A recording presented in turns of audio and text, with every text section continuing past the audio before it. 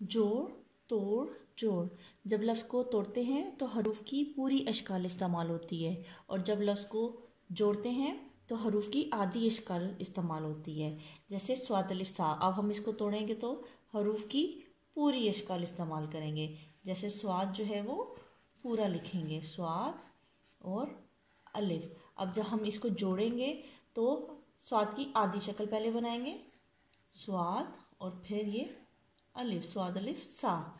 इसी तरह गाफ, गाफ को जब हम तोड़ेंगे तो गाफ की पहले पूरी शक्ल आएगी,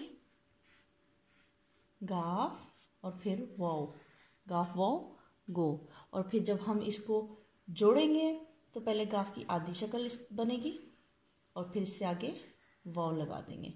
इसी तरह नून बड़ी ये ने, पहले नून पूरा लिखेंगे और उसके बाद बड़ी ये।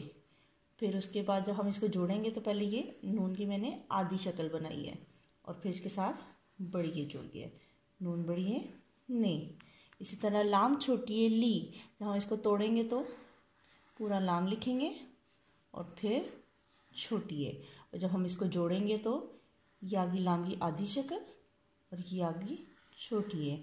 हे अलिफ हा, हे हम पहले पूरा लिखेंगे, जब हम तोड़ेंगे इसको तो फिर अलिफ। अब हम जब जोड़ेंगे तो ये आगे हे की आधी शक्ल और ये अलिफ।